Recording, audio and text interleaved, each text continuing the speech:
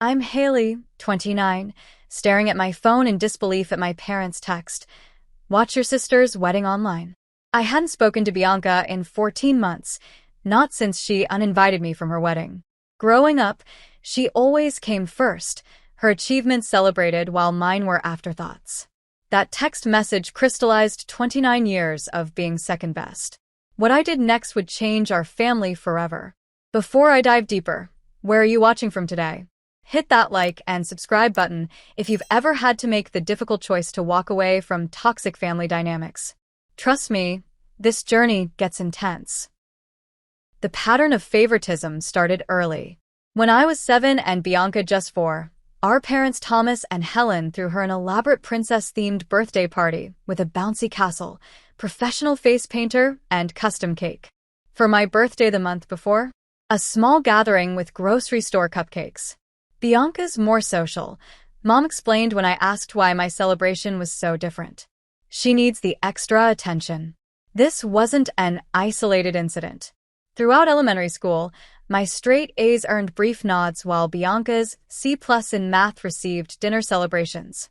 School just comes easily to you, Dad would say, dismissing my hours of studying. Bianca has to work harder, so we need to encourage her more. The message was clear. My achievements were expected, hers extraordinary. When I won first place in the state science competition in 8th grade, my parents skipped the awards ceremony for Bianca's dance recital. I stood alone on stage, scanning the audience for familiar faces, finding none. Later that night, my gold medal sat on the kitchen counter while everyone cooed over Bianca's participation certificate. There will be other science fairs, Mom said when she noticed my disappointment. Bianca only gets one chance at this recital. The disparities continued into high school.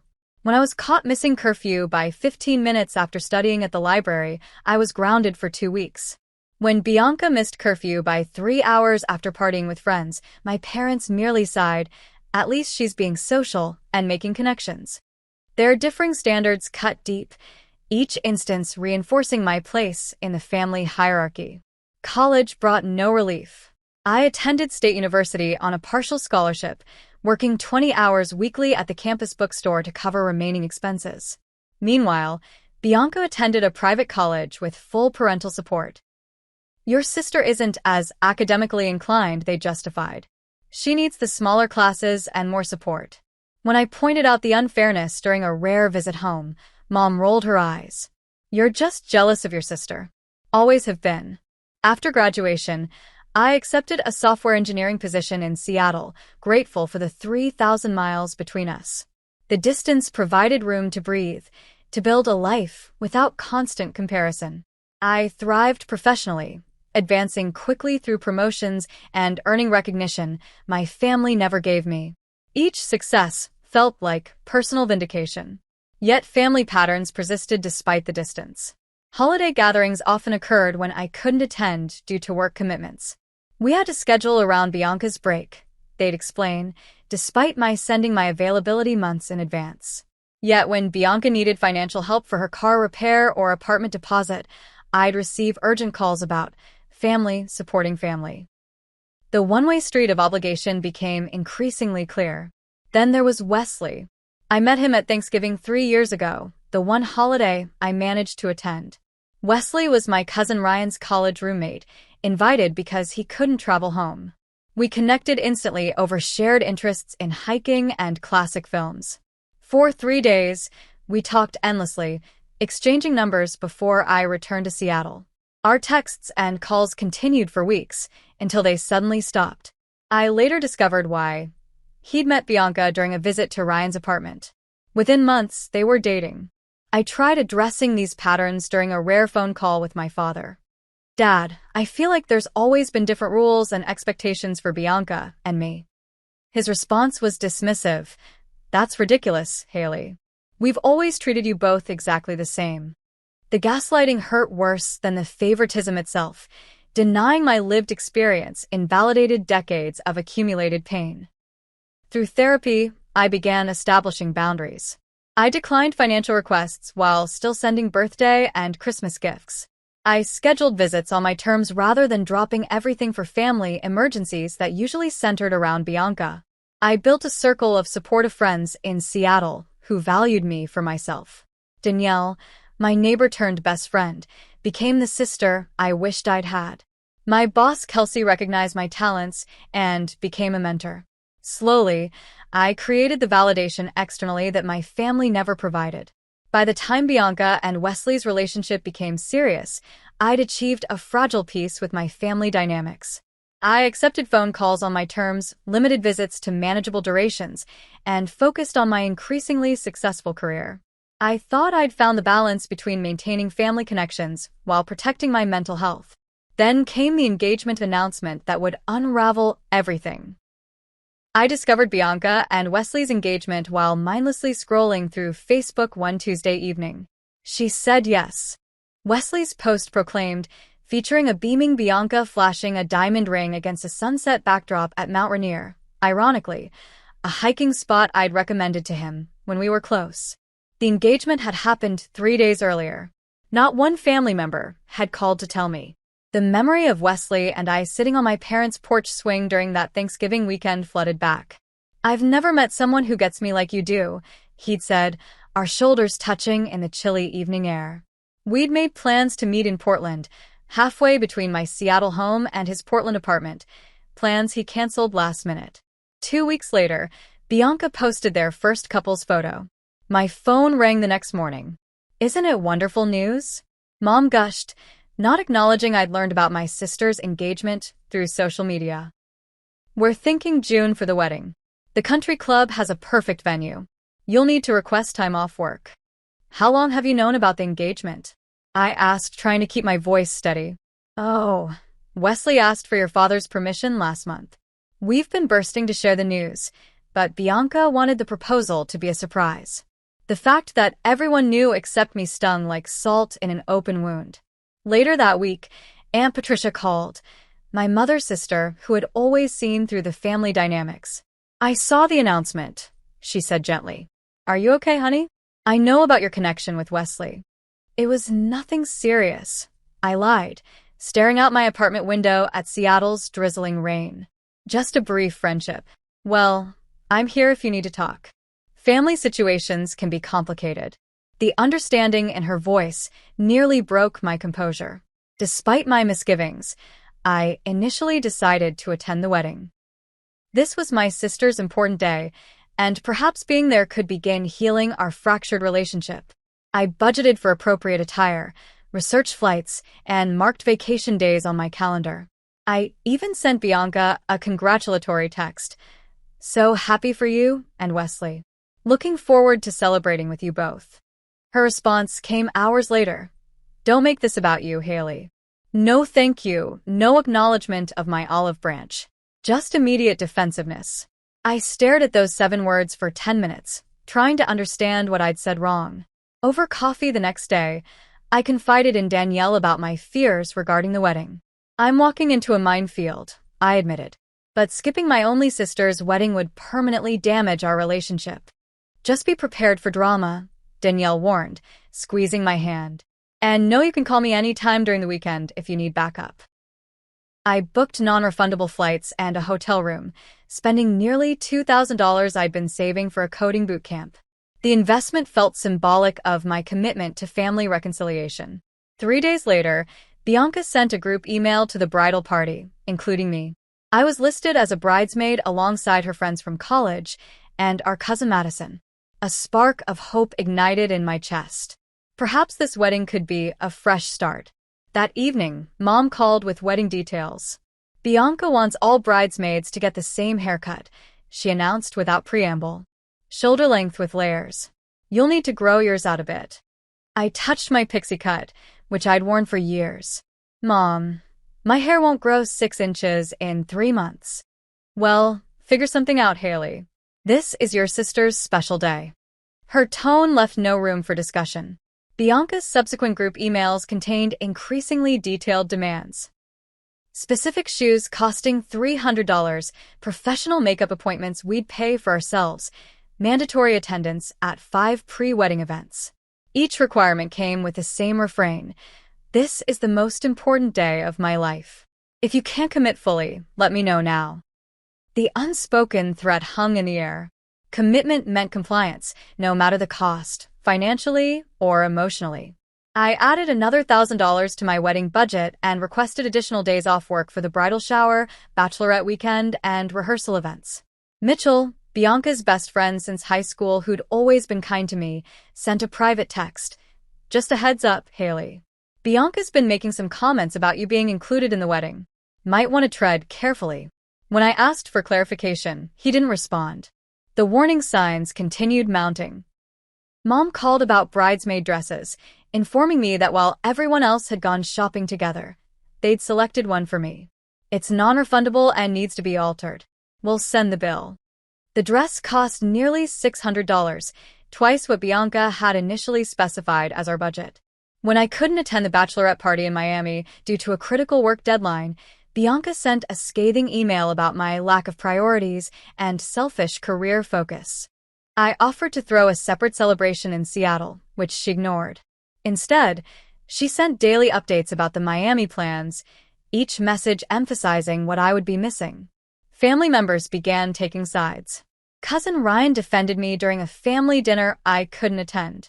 "Haley's busting her ass at work and still contributing more to this wedding than anyone," he reportedly said, resulting in him being relegated from groomsman to regular guest.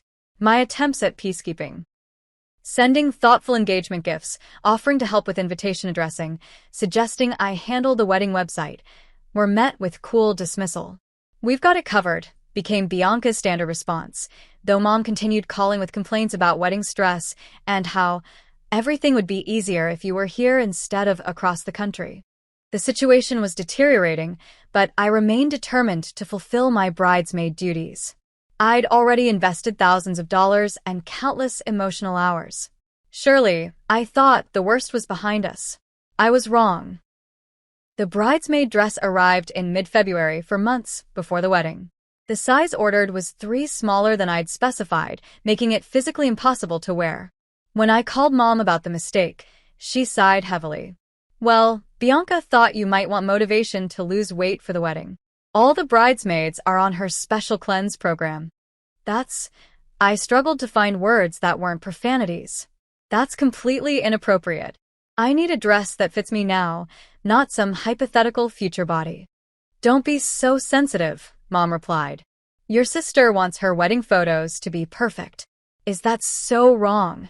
The dress incident opened the floodgates for more demanding behavior. Bianca created a shared spreadsheet tracking bridesmaids, wedding preparation commitments, daily workout check-ins, weekly progress photos, skin care regimen adherence. Each category featured color-coded compliance ratings. My column remained stubbornly red despite my attempts to participate reasonably. Financial expectations escalated alongside physical ones. An email arrived detailing each bridesmaid's contribution expectations beyond standard expenses: $500 toward the honeymoon fund, $300 for the bridal shower, personal financing of professional pre-wedding manicures, pedicures, and facials. "I can't afford all this," I admitted to Mom during a tense phone call. "I've already spent over $3,000. "Your sister is marrying into the Hamilton family," she responded, referencing Wesley's upper-middle-class background. "Their friends and family give generous wedding gifts. We can't appear cheap." The gaslighting intensified with each conversation. When I questioned if other bridesmaids were facing similar financial burdens, Mom insisted everyone was happily contributing and that I was looking for problems. Mitchell later confirmed that several bridesmaids had been given family financial assistance. Everyone except me. 8 weeks before the wedding, Bianca called about the bridal shower, which Madison was hosting. "We're expecting your contribution check by Friday," she stated flatly. "And I need you to create a video montage for the shower. Everyone's sent their clips except you." "What video?" "This is the first I'm hearing about it." "I definitely told you. Check your emails." I had thoroughly, finding nothing. "I'll need specifics about what you want in the montage," I said, trying to sound cooperative. "Seriously, Haley?" Everyone else figured it out without hand-holding. "This is exactly why." She stopped abruptly. "Why what?" "Nothing. Just get it done, okay? And remember, the check needs to arrive by Friday." The next bombshell dropped via group text. bridesmaid dress colors had changed. New dresses, non-returnable, requiring additional alterations, would cost another $400. When I questioned the change, suggesting we could dye the existing dresses, Bianca responded publicly, "If anyone feels they can't fulfill their bridesmaid duties, please let me know privately rather than causing group drama." Several bridesmaids texted me privately expressing similar frustrations, but feared speaking up.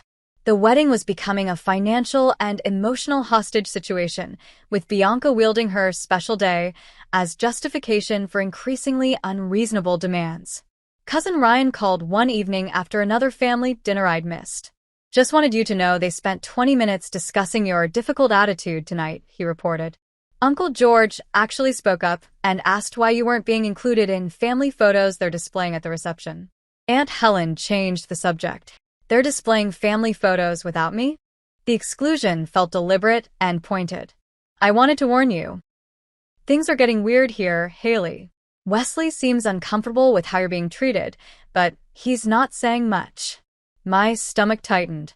"Has he mentioned our prior friendship?"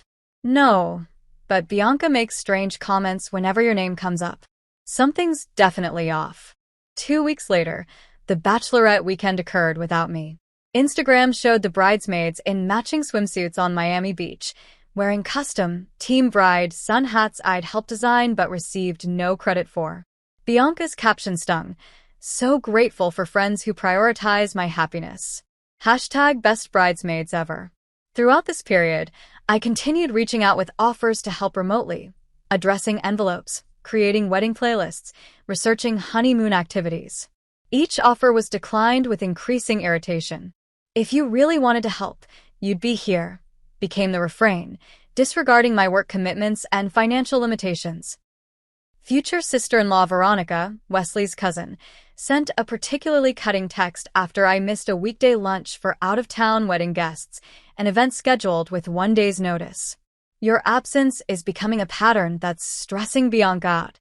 Maybe reconsider your involvement if you can't fully commit." My attempts to make peace, sending thoughtful gifts, offering technological assistance with wedding planning, making myself available for late-night phone calls, were consistently rebuffed or criticized as insufficient. The goalpost for acceptable participation kept moving, ensuring I could never quite reach it. As the wedding approached, my anxiety intensified. What should have been a celebration was becoming a source of dread. Still, I clung to hope that showing up with a positive attitude might turn things around. Then came the devastating phone call that would change everything. "We need to talk about your role in the wedding," Bianca began without preamble when I answered her call 6 weeks before the big day. Her voice carried the artificial sweetness she used when delivering bad news. "I've been thinking that having you as a bridesmaid might be putting too much pressure on you." My stomach dropped. "What do you mean?" "Well, you've missed so many important events, and there's been some tension with the other bridesmaids." This was news to me. Besides Veronica, the others had been cordial in our limited interactions. "I think it might be best if you attended as a regular guest instead." The careful phrasing couldn't disguise what was happening. I was being demoted, pushed further from the inner circle. "Bianca, I've spent thousands of dollars on bridesmaid expenses. I've taken time off work. I've tried to participate in everything possible from across the country." "See? This is exactly what I mean. You're making this about money and inconvenience instead of my happiness." Her voice sharpened. "This is supposed to be the happiest day of my life, and I don't need your negativity."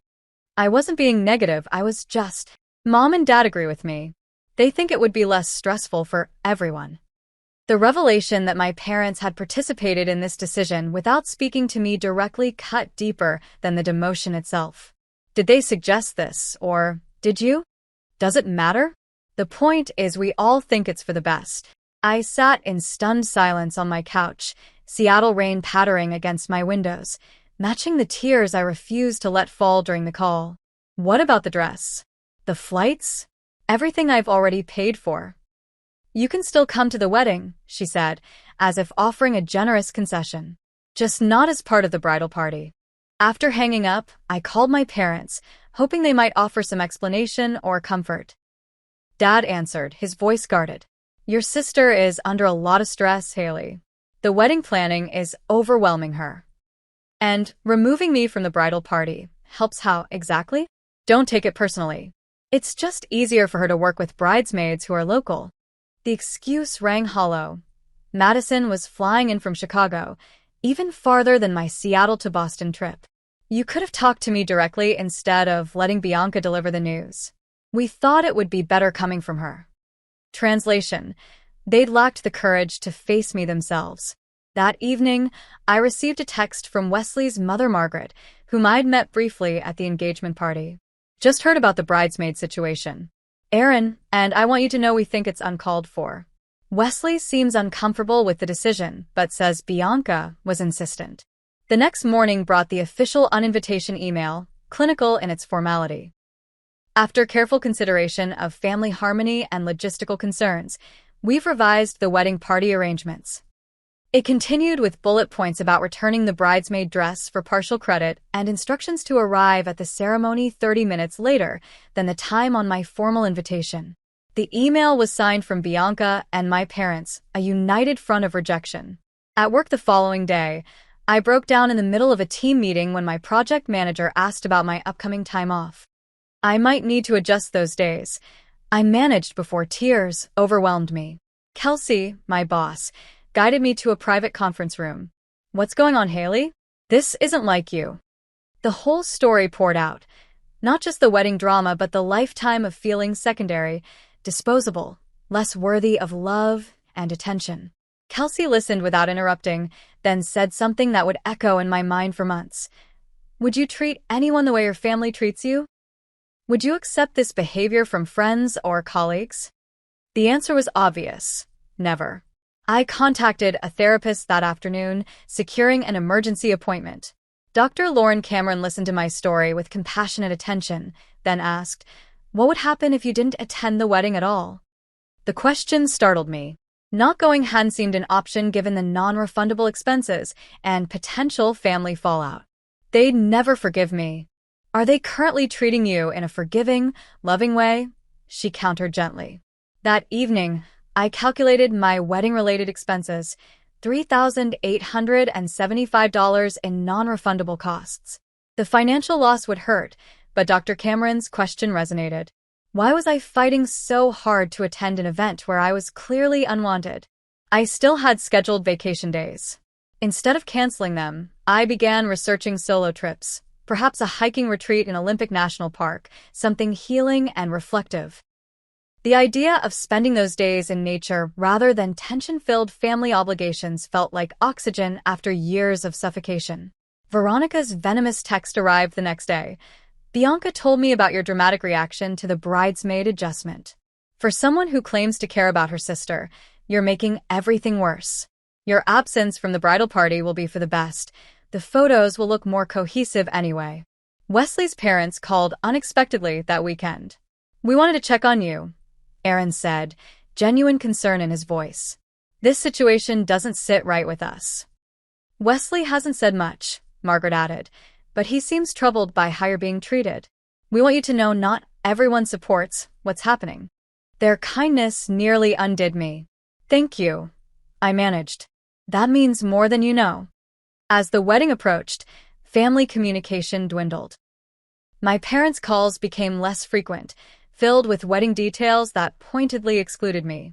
Bianca stopped responding to my texts entirely.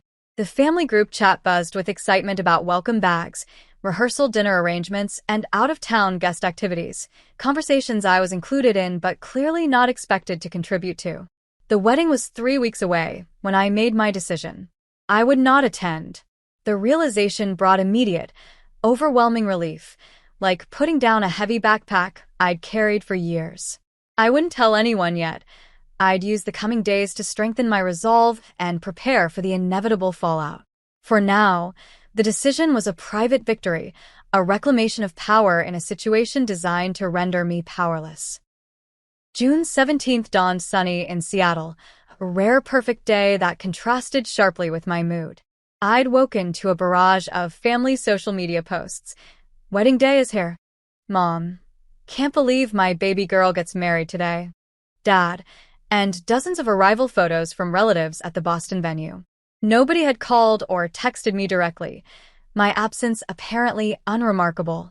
I'd spent the previous evening preparing my apartment for a self-care day, comfort foods in the refrigerator, favorite movies queued up, phone set to do not disturb for everyone except Danielle and Aunt Patricia. My wedding outfit hung untouched in the closet, tags still attached, a visual reminder of paths not taken. At 10:17 a.m., my phone vibrated with a text from an unexpected source, my parents' joint number. Ceremony starting soon. Watch your sister's wedding online. Link. Password. Bianca Wesley forever. No personal message, no acknowledgement of my uninvitation or absence. Just a live stream link, as if I were any distant acquaintance unable to attend. Before I could process this bizarre olive branch, or was it a final twist of the knife, another text arrived, this one from Bianca herself after weeks of silence. Don't ruin this for me by commenting or drawing attention to yourself on the live stream chat. Some of Wesley's family still doesn't know why you're not here. The implication was clear. A cover story had been created to explain away my absence, one that likely cast me as the villain. I sat at my kitchen table, staring at both messages, a storm of emotions swirling through me. Part of me wanted to ignore the link entirely, a final boundary-setting act. Another part felt morbidly curious about this event I'd invested so much in, emotionally and financially. After 20 minutes of internal debate, I opened my laptop and clicked the link. The password granted access to a professional live stream showing the country club's garden, decorated with white roses and blue hydrangeas, my favorite flowers, ironically. Guests were still being seated, the string quartet playing softly in the background. I recognized faces as the camera panned across arriving family members, Aunt Patricia looking uncomfortable in a lavender dress, Uncle George checking his watch repeatedly, cousins Ryan and Madison whispering to each other with serious expressions. No one looked particularly joyful for a wedding day. The camera settled on the front row where my parents sat stiffly, Mom already dabbing at tears with a monogrammed handkerchief. The minister took his position, followed by Wesley and his groomsmen. Wesley's expression surprised me, not the beaming anticipation of a man about to marry his beloved, but something closer to resignation. I prepared myself a cup of tea, oddly detached as I watched this ceremony unfold 3,000 miles away.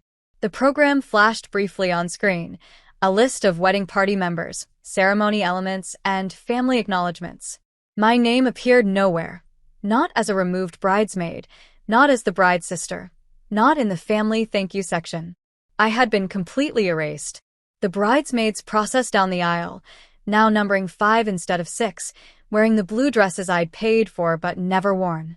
Madison, walking last, glanced briefly at the empty seat next to my parents, the space presumably reserved for me, before taking her place at the altar. Then came the moment I'd both dreaded and morbidly anticipated. Bianca appeared at the end of the aisle on our father's arm. Her dress was indeed stunning, a cascade of lace and crystals that caught the sunlight. But her expression matched Wesley's, tense, performative, lacking the radiance one expects from a bride. As Dad delivered Bianca to Wesley's side, the camera caught my mother's speech to surrounding guests. My beautiful daughter is getting married. Our only daughter on her perfect day. The deliberate erasure of my existence hit like a physical blow. 29 years of sisterhood, dismissed in a single sentence. The ceremony proceeded with traditional elements, vows that sounded rehearsed rather than heartfelt, a unity candle that refused to light properly, readings delivered by Wesley's siblings, both of whom were included despite living farther away than I did. Throughout it all, I noticed Wesley rarely looking at Bianca directly, his responses mechanical. Then came my parents' speech, delivered jointly before the final blessing. Mom spoke first. We've always known Bianca was destined for something special. From her first steps, we recognized her exceptional spirit. Dad continued, watching her grow into the remarkable woman before us today has been our greatest joy as parents. Wesley, you're receiving our greatest treasure. As they spoke about their greatest joy in parenting, singular, not plural, something shifted inside me. The live stream buffered briefly, the image freezing on my parents' proud faces as they celebrated their only acknowledged child. In that suspended moment, clarity washed over me like a wave. I was witnessing not just a wedding, but the perfect manifestation of our family dynamics. The message had never been clearer. There was room for only one daughter in their hearts. My finger hovered over the mouse pad, a simple choice before me.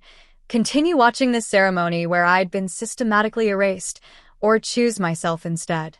In that moment, I knew with absolute certainty what I needed to do. I clicked cancel. The live stream disappeared, my screen returning to the peaceful ocean background of my desktop. The silence in my apartment felt suddenly sacred rather than lonely. For perhaps the first time in my life, I had chosen my own well-being over the gravitational pull of family obligation. I closed my laptop, made a fresh cup of tea, and stepped onto my small balcony, overlooking Elliott Bay. The Seattle skyline had never looked more beautiful, the distance from Boston never more comforting. Whatever happened at that wedding now, I had freed myself from being its witness or victim. My phone remained blissfully silent for exactly 47 minutes after I closed the live stream. When it finally buzzed, I expected parental outrage or bridal accusations. Instead, Mitchell's name appeared on screen. Reception is a disaster. Food issues. DJ played wrong first dance song, and Wesley's mom just had words with your parents. Thought you'd want to know karma is real. I hadn't expected this, had imagined the perfect wedding proceeding without me, reinforcing my expendability. Mitchell continued texting updates throughout the afternoon. The cake partially collapsed during cutting, Bianca and Wesley had a visible argument during couple photos, and several guests left early, including Wesley's grandparents who reportedly disapproved of how the sister situation was handled. Social media told its own story as the day progressed. Early ceremony photos showed forced smiles and proper poses. Reception images revealed increasing disarray. Bianca looking tearful rather than joyful, Wesley engaged in intense conversation with his parents rather than mingling with guests, my parents sitting alone at the family table while others danced. Cousin Ryan sent a video that evening, the father-daughter dance where dad stepped on Bianca's dress train, causing her to stumble and snap at him before storming off the dance floor. Thought you might enjoy this karmic moment, Ryan's message read. Missing you here. Several people have asked where you are. The first parental contact came near midnight Boston time, a voicemail from mom slurring slightly from wedding champagne. I noticed you logged off the live stream. After everything we did to include you, you couldn't even watch your sister's special day. Always making everything about yourself, Haley. The wedding was perfect without you, but you've upset your father deeply. I deleted the message without returning the call, a small act of self-preservation that would have been unthinkable months earlier. The following day brought surprising news from multiple sources. Mitchell reported that Bianca and Wesley had separate airport transfers for their honeymoon departure. Aunt Patricia called to say the wedding planner had quit mid-reception after Bianca threw a champagne glass during a dispute about the seating chart. Madison shared that several bridesmaids were comparing notes about money they'd spent on last-minute demands. Most unexpected was the text from Wesley 3 days after the wedding, while supposedly on his honeymoon. I owe you an apology, Haley. What happened with the wedding and your exclusion wasn't right. There's a lot you don't know. I waited a day before responding, unsure of appropriate boundaries with my new brother-in-law. I appreciate that, Wesley. I hope you're enjoying your honeymoon. His reply came quickly. We're not on the honeymoon. Bianca flew to the resort. I'm at my parents' house. This marriage was a mistake rushed for the wrong reasons. 2 weeks later, Wesley called. Against my better judgment, I answered. I need to explain some things, he began. When Bianca and I started dating, she was fixated on how close you and I had been during that Thanksgiving. She would question me constantly about our conversations, what we shared, if there had been anything romantic. There wasn't, I clarified, though the potential had certainly existed. I know that, but Bianca built it into something bigger in her mind. When we got engaged, she became obsessed with the idea that you might somehow interfere or outshine her. The bridesmaid invitation was her mother's idea. Appearances matter to your parents. The systematic exclusion afterward was Bianca's way of controlling the narrative. But why did you go along with it? I asked the question that had haunted me. Wesley sighed heavily. Weakness. Conflict avoidance. By the time I recognized the pattern, wedding plans were advanced and both families were invested. I told myself it would get better after the pressure of wedding planning passed. He paused. I was wrong. The day after the wedding, Bianca admitted she's been resentful of you for years. Your career success, your independence, the way certain family members admire you despite your parents' favoritism. The revelation stunned me. While I'd spent years feeling inferior in the family hierarchy, Bianca had apparently harbored her own insecurities. I never knew she felt that way. She wouldn't want you to know. It would undermine the narrative that you're the difficult one. Wesley's voice softened. For what it's worth, your absence was noticed. My parents especially thought the situation was handled terribly. After Wesley's call, more pieces fell into place. Aunt Patricia visited Seattle the following month, staying in my guest room for a weekend of honest conversations. Your parents have always struggled with your independence, she explained over coffee at Pike Place Market. Bianca's need for constant validation made her easier for them to understand. Your self-sufficiency made them feel unnecessary. That's twisted logic, I responded. Family dynamics usually are. It doesn't excuse their behavior, but might help explain it. She squeezed my hand. I should have intervened more when you were younger. I saw what was happening but told myself it wasn't my place. More revelations followed as family members, freed from wedding obligations, began reaching out independently. Cousin Ryan shared that Bianca had specifically instructed the photographer to crop me out of any family photos used in the wedding. Uncle George confessed he'd questioned my parents about my absence, receiving vague explanations about Haley's choice not to participate fully. Most surprisingly, my childhood friend Amber, who'd attended as Wesley's family friend, called to reconnect. The things Bianca said about you didn't match the Haley I grew up with. I should have reached out sooner to hear your side. Meanwhile, the newlyweds' troubles escalated. According to family gossip, Bianca returned from her solo honeymoon to find Wesley moved back with his parents. A separation was announced 6 weeks after the wedding, with Wesley filing for annulment citing fraud and misrepresentation, terms that raised eyebrows throughout both families. My parents finally called in late July, their first direct contact since the wedding day live stream link. We may have handled some things poorly, Dad began, the closest thing to an apology I'd ever receive. The wedding was more stressful than we anticipated. I'm sure it was, I replied neutrally, unwilling to make their emotional comfort my responsibility. Bianca and Wesley are having some challenges, Mom added. She could really use her sister's support right now. The request was so typical, expecting me to provide emotional labor after months of exclusion and hurt, that I almost laughed. I'm not available for that role currently, I said instead, my therapist's boundary-setting exercises paying off. I wish her well, but we need time and space before considering any reconciliation. Their surprise at my refusal was palpable. For the first time, I wasn't falling in line with family expectations. The conversation ended awkwardly, with promises to talk soon that felt hollow. As summer transitioned to fall, I focused on rebuilding my life without the constant undercurrent of family drama. Work provided healthy challenges and recognition. New friendships developed through a hiking group and community garden project. I began dating Brandon, a software developer with a close-knit, functional family who found my family stories almost unbelievable. The most healing connections came from extended family members reaching out independently. Aunt Patricia's weekly calls became a cherished routine.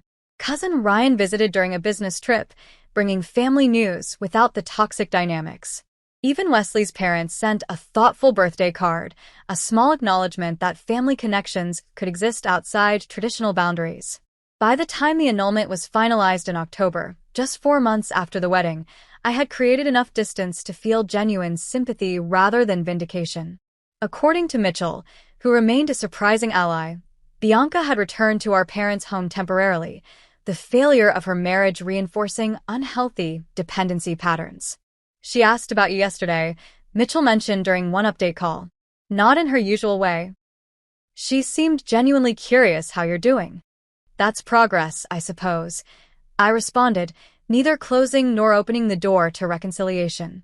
Time would tell whether genuine change was possible, but I no longer felt responsible for making it happen.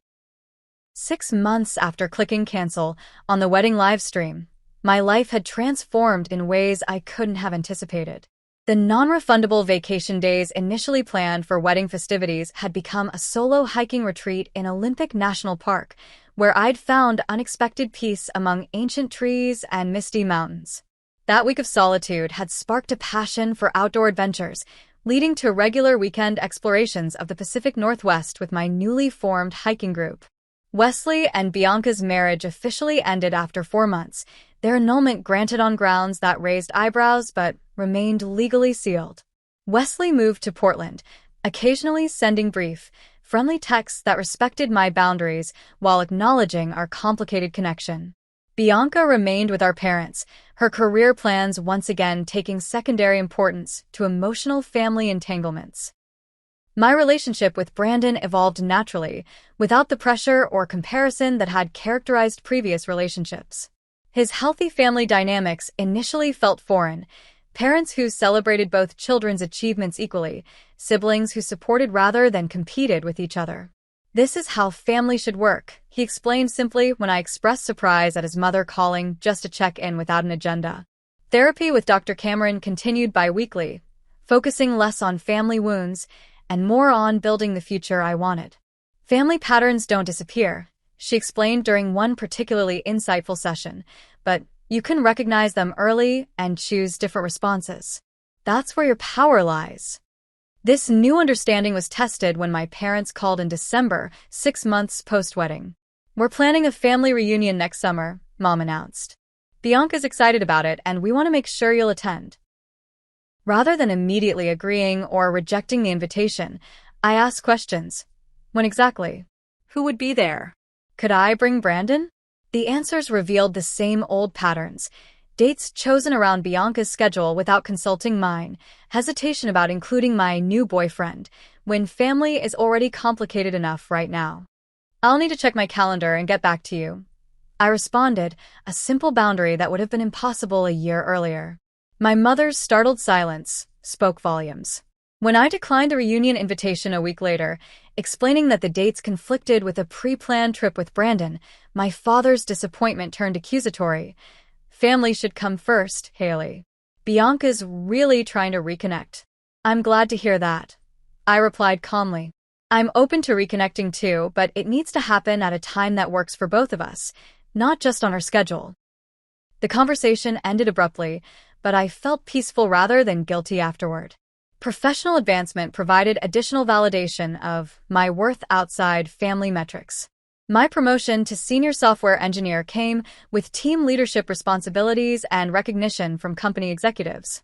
When I shared the news with Aunt Patricia rather than my parents, she understood the significance of that choice without judgment. Cousin Ryan's wedding in March provided another opportunity for family recalibration. Unlike Bianca's exclusionary celebration, Ryan and his fiancée Lisa intentionally created space for extended family healing. They seated me at a table with supportive relatives, kept my parents and Bianca at a comfortable distance, and even acknowledged Brandon as my partner in their reception introductions. "We want everyone to feel welcome here," Lisa told me during a quiet moment. "Family is what you make it, not just what you're born into." That philosophy resonated deeply as I continued building my chosen family in Seattle. Danielle remained my steadfast friend, now joined by hiking companions, work colleagues, and Brandon's warm circle.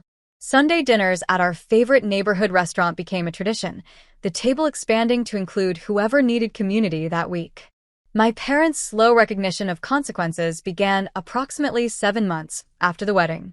Their calls became less demanding, more tentative, as they realized I would no longer automatically accommodate family expectations. "You've changed," Mom observed during one conversation, her tone suggesting this wasn't entirely positive. "I've grown," I corrected kindly. "There's a difference." Bianca's path proved more complicated. According to family reports, she cycled between blaming Wesley for the failed marriage and acknowledging her role in its collapse. Her text messages to me evolved from accusatory to cautiously neutral, though true accountability remained elusive. Sometimes I think about Thanksgiving 3 years ago, she wrote in her most vulnerable message. Things might have been different if I hadn't felt so threatened by you and Wesley's connection. It wasn't quite an apology, but it acknowledged a truth previously denied. I responded with equal honesty. I never intended to threaten you. If you're open to it, maybe we can talk about that sometime, not to rehash the past, but to understand each other better for the future. That conversation hasn't happened yet, but the possibility remains open. Healing family relationships after decades of dysfunction doesn't follow a tidy timeline. Some days bring progress. Others reveal how deeply entrenched the patterns remain. The difference now is that I no longer measure my worth by their validation.